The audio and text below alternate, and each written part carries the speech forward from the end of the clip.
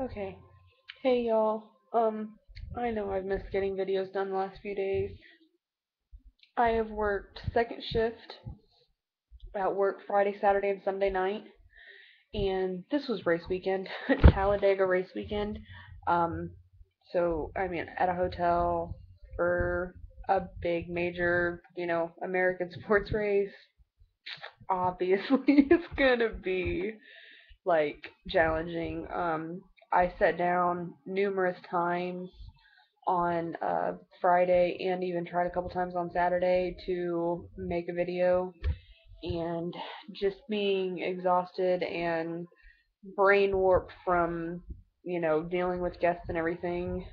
I just couldn't get myself to do it without just stammering and stuttering and rambling way too much. And I just felt guilty making a 10, 15, 20-minute video, which was unnecessary. So where I am, I just got off work a few hours ago, and I actually ended up helping a guest. I had a guest who Talladega Race Weekend, of course, is people come down for the race, they drink and have a good time and carry on. Some guests at the hotel from Indiana, her husband actually ended up getting picked up on their way back to the hotel from the racetrack, and he got taken to jail, whatever, and she needed help getting up to the jail to pick him up and what she needed to do in order to get him bonded out and everything else. My husband works at the jail, so of course I got a hold of him for him to tell her the procedure and stuff because she wasn't getting a lot of help for what the procedure was. Neither one when he got picked up, and she had to drive their truck back to the hotel, which they're not from here, so she's not familiar with here. She almost got lost, and she knew there was no way she was going to make it back up to Talladega in the dark. Um, so I volunteered and said that, as soon as I got off work, I would, run her up there and stuff so that, she could bond him out and I'd bring him back to the hotel and stuff. And so I did that for him and stuff, and it wasn't bad. They were a real sweet couple. This was the first time the husband's gotten in trouble for anything like this. Like, it was just being caught up in the moment and in the occasion and everything else, and they kind of let themselves get taken away and stuff. Um, but she was able to get up there, get them bonded out. I was able to bring them back to the hotel, and everything's fine. We got them set up with all the numbers for all the people they're going to have to contact once they get back home to Indiana to take care of the legal matter and all that stuff. So that made for a really interesting night for me tonight and everything, but I'm home and everything's okay. Last night after I got home from work, I took an OPK, and it's already got a faint line on it, and one edge of the line, like the far side of the edge, is almost as dark as the control line, but not quite. And then the ones that I took this morning, um, two of them were just some internet cheapies, and then I took another one of my Wandafos, and the two really cheap internet cheapies, whatever, came back with really faint lines, like could barely see them faint lines, and the Wanfo had a very faint line too, but it was kind of like the one from last night that it was just a really faint line on it. Excuse me. Uh, so I'm gonna continue testing. I'll test again tomorrow when I wake up probably. Um, and I'm using my AutoCue. Everything's going okay with that. Um, yeah, really nothing else going on. Something new. I am stretching my lobes. I'm not gonna go too big. I've never been one real fond of stretching. Um, but I don't know. Lately, I've just been like wanting to put a channel in there I'm not going to go any bigger than an 8, which is the smallest channel you can get. Um, and an 8 is still pretty small and stuff. An 8 is what I have in my tongue, and it's not very big. So I'm doing that. I've changed. I mean, some of you probably noticed in the other video, I'm wearing a hoop in my nose, which I got my nose pierced in May of 2004, 2005, I think. And ever since then, I had worn nothing but a bone in my nose. This is the first time in my life that I had ever gotten a hoop. And it took me a little bit to get used to when I first got it, but I'm like kind of used to it now, and I like it. Like, I don't know, it's just kind of cool. Um, but I don't know, I'm kind of excited about my ears, doing them. This one hurts a little bit, not like painful hurts. I mean, no more than like typical stretching would. Um, but what's in there right now is a 16. I went from a 20 to a 16 because I got pierced at Claire's and with the gun, and these holes are 11 years old. So I mean they're really well healed, and because they're so old, I mean they've got a little bit of stretch on their own. Um, but I was able to put my 16 gauge horseshoe hoops in there that were originally for my lip because I have a spider bite, the two piercings. And so that's what's in my ears. And I'll leave these in probably for a month or two, and then I'll upgrade to a 14.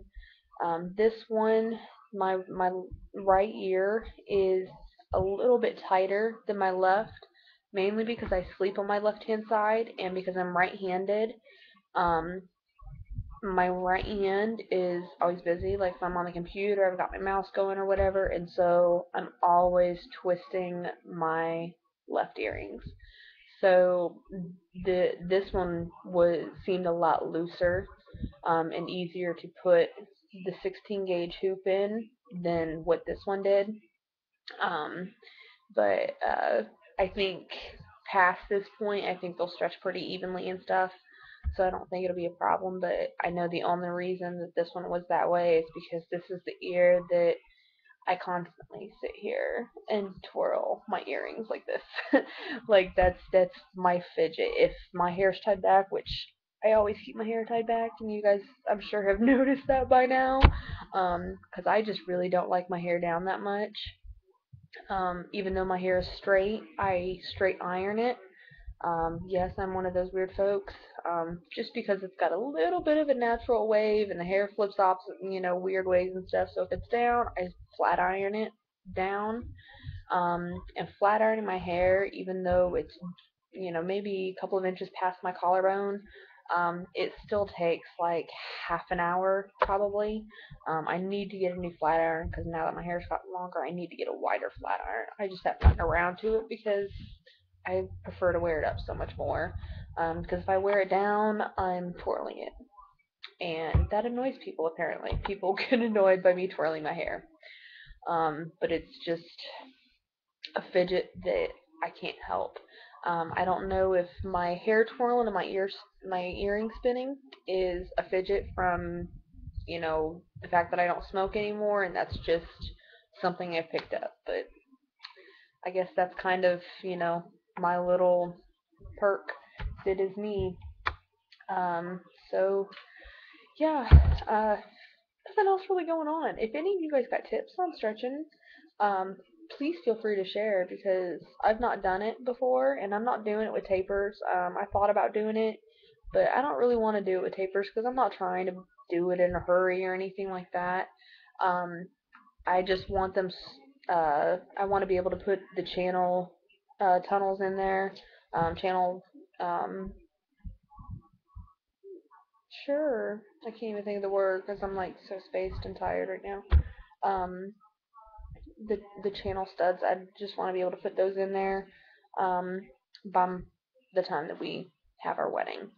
Um, we've been married since 2009, but we never had a wedding. We just eloped at that time because my husband was in the military.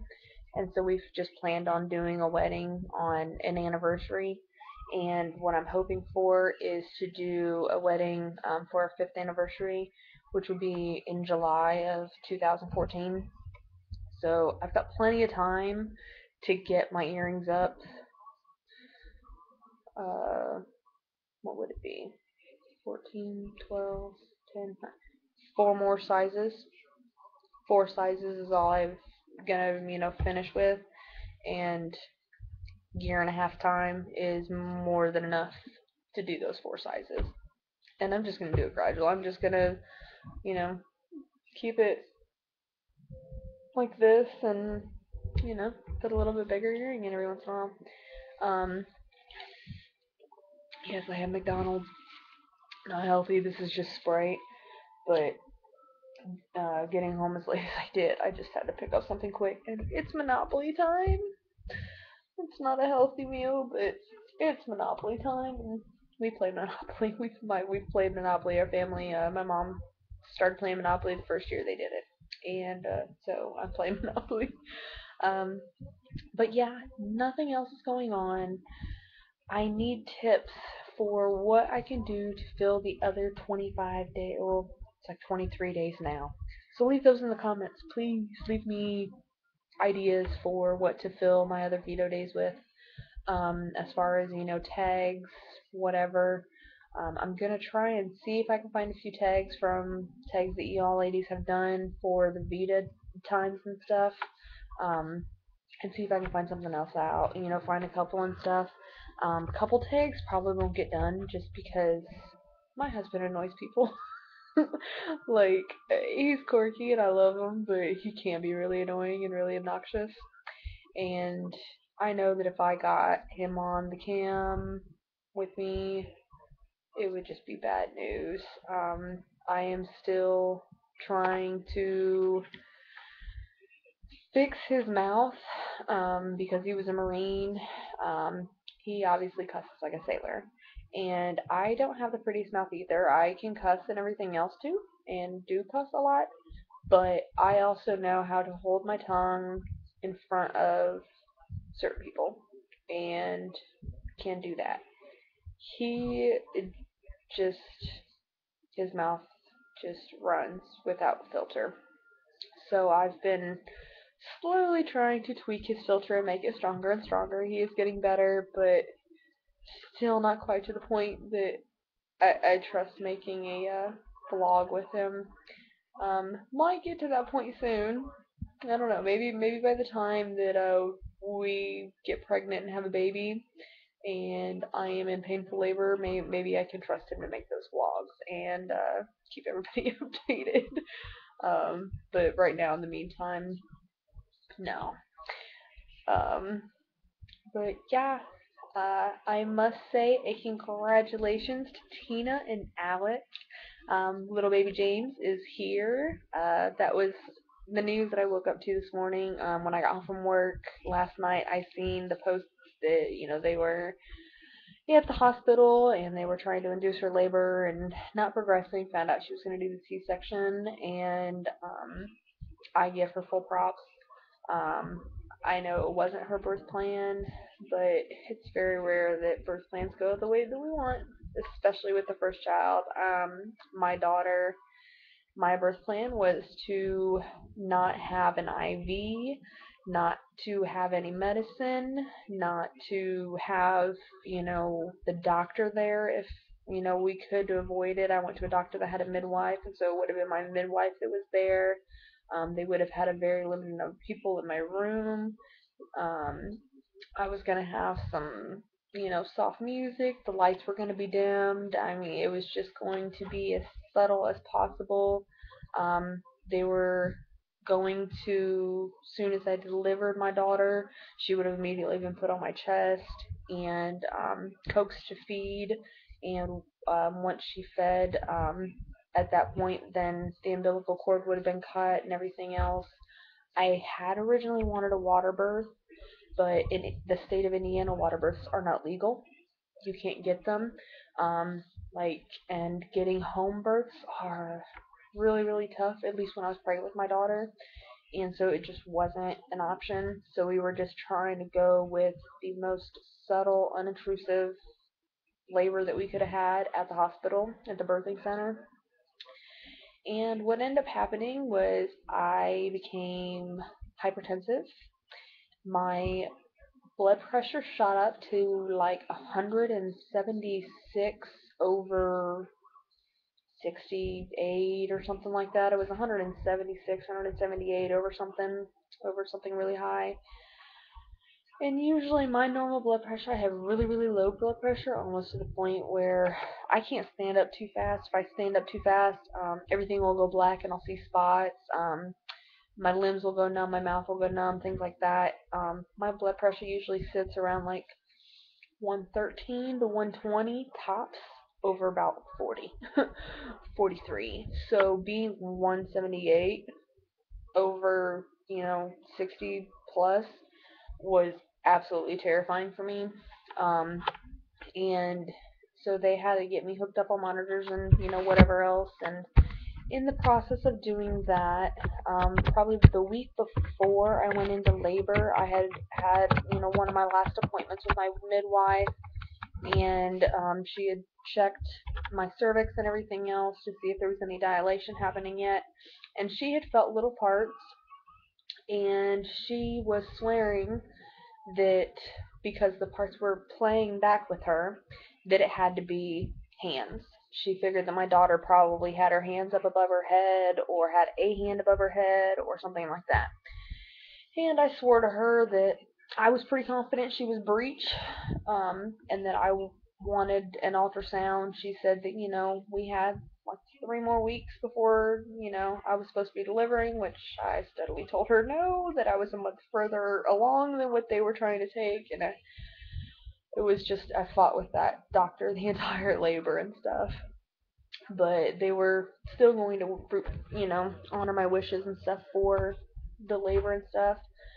Um, but it turned out and stuff that she was breech, like I said. They tried for probably an hour and a half to turn her, to the point where they finally decided that I was so hypertensive that it was posing a real danger to me and to her. So they said that I was going to have an emergency, or that I was going to have a C-section. They were going to schedule it for 8 the next morning, which would have been, I think by that time it was 12 hours away, 13 hours away, something like that. And so I freaked out. And then about 10 minutes later, they came back in and said, "Oh, we're not doing it in the morning. We're going to do an emergency C-section. The doctor's on our way. You're going to be in surgery within the next half hour to 45 minutes." So birth plans don't always happen like they do. And anybody who is bashing Tina, or, looking down on her because of the fact that she had a C-section, it's not her fault. It's nothing that you can plan. And yeah, years ago, women were delivering babies breech and, naturally and everything else and stuff. But there's also a lot of risks that come with that. And yeah, there's a lot of risks, obviously, with doing C-sections and everything else, but the risk is a lot less. And it's a lot safer to get the baby out as fast as possible. And especially since I heard that there was meconium when they, you know, broke her bag, or, did whatever else. I know she had been leaking water for a while, but they got some more amniotic fluid and it had meconium in it. They needed to get that baby out fast. If they would have waited, continued to wait for her to go into natural labor, that could have been way more dangerous to that baby, and toxic and everything else. So don't look down on Tina. Tina did an awesome job. She's absolutely incredible. I feel so fortunate to have followed her entire pregnancy, from the time that she found out until, her having James, early yesterday morning. So congratulations, Tina and Alex. You're going to be an awesome mommy. I'm so happy for you. Alex, you're going to be an awesome daddy. You guys whoop it up. Like, just absolutely love every second of it, because James is going to be the most awesome blessing for you. And you guys are so lucky to have. you know, James and everybody in your life. So with that, I went to 20 minutes. I rambled. I'm sorry. Um, but yeah, everybody have an excellent night. I will try and make another video tomorrow. Maybe I work third shift the next 2 nights. So if anything, maybe I'll make it during my downtime at work because I know I'll have some of that. So again, have a good night, y'all, and I will see you again soon. Bye.